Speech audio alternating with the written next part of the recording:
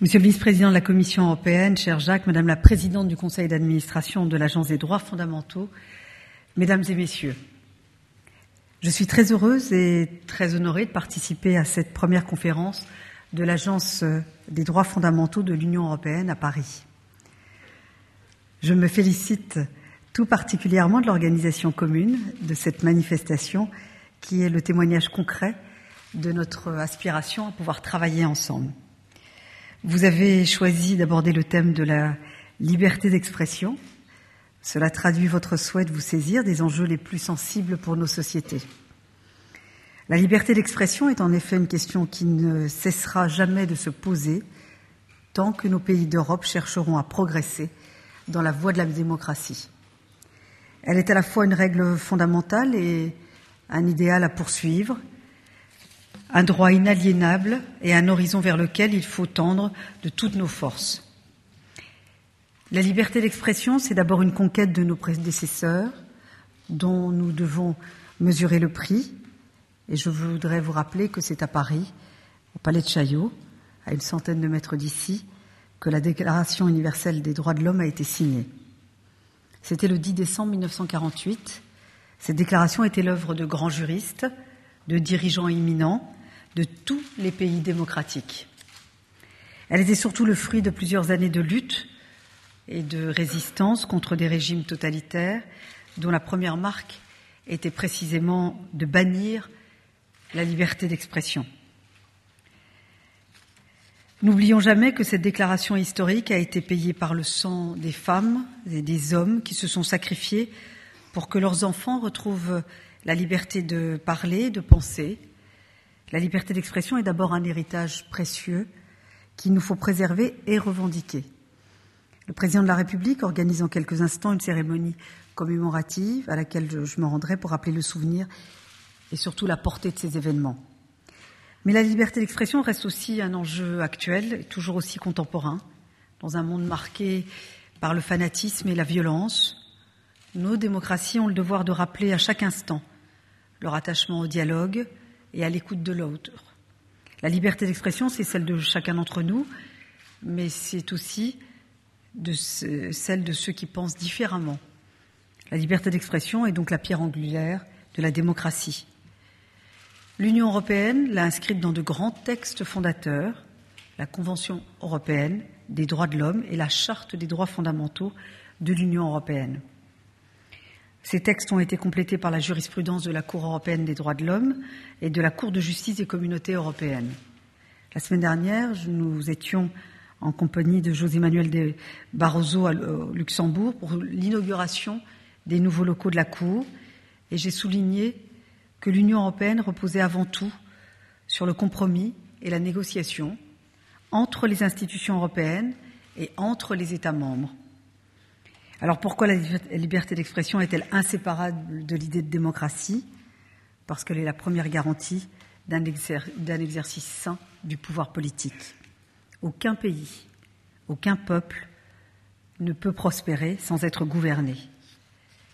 La liberté d'expression garantit la transparence et le choix démocratique dans l'exercice du pouvoir. Le socle de la philosophie politique européenne est résumé par l'analyse du penseur allemand Hegel. Si un gouvernant refuse la liberté d'expression, c'est qu'il compte gouverner contre le peuple. Dans une démocratie, nous n'avons pas tous la même idée du bien commun. Mais la liberté d'expression permet à chacun de se faire entendre et d'interpeller ceux qui assument les responsabilités. Je pense en particulier à la liberté de la presse. Et la liberté de la presse est la voix de la démocratie. Elle exprime la diversité des opinions dans le débat politique. Elle éclaire l'opinion publique en lui donnant accès à l'information. Dans un univers où l'information circule de plus en plus vite, où sa vérification est de plus en plus difficile, la qualité et le professionnalisme des journalistes revêtent une attention et une importance toute particulière. La déontologie de la presse et la recherche de la fiabilité des sources d'information sont des garanties contre les dérives de la liberté d'expression, car elle ne peut pas être une porte ouverte à la diffusion de toutes les opinions, quelles qu'elles soient. Elle impose un équilibre entre le droit à la parole, et le respect des valeurs morales et politiques. La recherche de cet équilibre est plus importante que jamais au moment où nous pénétrons dans l'ère numérique. Et je sais d'ailleurs que la ministre de la Culture, Christine Albanel, réfléchit avec tous nos partenaires sur ce sujet.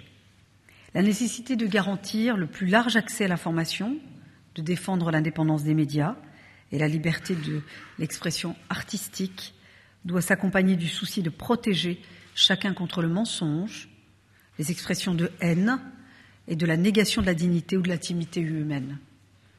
Internet a donné une nouvelle dimension à la liberté d'expression en créant des espaces sans limite. Chacun dispose aujourd'hui du pouvoir d'exprimer son avis, ses convictions, ses valeurs. Les blogs et les sites d'opinion se sont développés. Alors le revers de cette situation, c'est que nous sommes entrés dans un système de plus en plus difficile à maîtriser.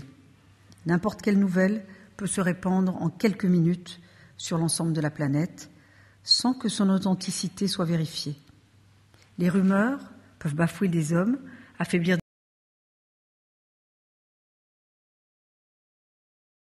en provoquant des mouvements qui ont faussé les marchés. Nous savons aussi que l'usage des nouvelles technologies permet de véhiculer sans limite des propos à caractère haineux, incitant à la violence ou au rejet, et ce n'est pas acceptable. Nos sociétés doivent protéger l'équilibre entre la liberté de chacun et le respect de l'autre. La justice est en première ligne pour veiller au respect de cet équilibre, puisqu'elle a pour mission d'assurer la protection de la liberté d'expression, car elle est le garant des libertés individuelles. Elle doit s'opposer à toute forme de censure, quel que soit le fait de l'administration ou de personnes privées, comme à toute atteinte à la vérité et à la dignité. La Cour européenne des droits de l'homme a eu l'occasion de le rappeler à de nombreuses reprises. L'Union européenne s'est aussi engagée dans ce domaine, comme en témoigne d'ailleurs, nous étions ensemble, Jacques, l'adoption récente des décisions cadres sur la lutte contre le racisme et la xénophobie ou la lutte contre le terrorisme. Alors cela soulève des questions très délicates. À partir de quand un discours fait-il l'apologie du racisme ou du terrorisme ? Il est bien difficile de donner des réponses générales, surtout à l'échelle de l'Europe. Dans des sociétés toujours plus ouvertes, trouver les bonnes réponses implique d'y réfléchir ensemble. Les travaux de votre conférence seront donc très précieux. La justice a aussi le devoir de sanctionner les abus de la liberté d'expression. Toute démocratie a besoin d'un débat d'idées, de confrontation, de contestation des idées reçues ou des idées dominantes. La critique fait progresser notre société et renouvelle nos débats. Mais il faut aussi admettre qu'il y a des limites qu'il n'est pas possible de franchir sans porter atteinte au respect des personnes. C'est pourquoi le juge, dans certains cas, doit intervenir pour assurer le respect de la vie privée, des croyances, de la dignité et parfois même tout simplement de la vérité. Il faut pour cela définir des procédures claires, assurant le respect des droits du plaignant comme ceux de la personne incriminée. Le droit de notre pays, dans cette matière, a sans doute vieilli, puisque la sanction de la diffamation relève aujourd'hui de la justice pénale, mais la procédure pénale est peut-être trop lourde pour traiter ce qui n'est qu'un excès de la liberté d'expression. C'est pour ça que nous allons proposer au Parlement français de dépénaliser la diffamation et de confier ces affaires à la justice civile. Mesdames et messieurs, la protection des droits fondamentaux ne doit pas être négligée dans la construction européenne. Nous n'avons pas le droit d'oublier que la liberté d'expression n'est pas un acquis définitif. Elle reste un des objectifs que nos gouvernements doivent poursuivre avec énergie. Il suffit de rappeler le cas de Roberto Saviano, l'auteur d'un livre sur la mafia, intitulé Gomorrah. Vous le savez, cet homme vit aujourd'hui traqué, en danger de mort, pour avoir dénoncé le crime organisé dans sa région.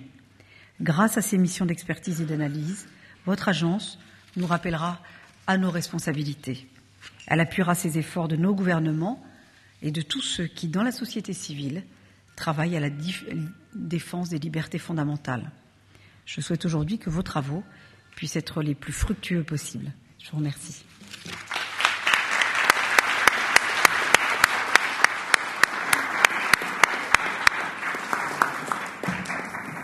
Thank you very much, Minister Dati, for these very important words and warm words of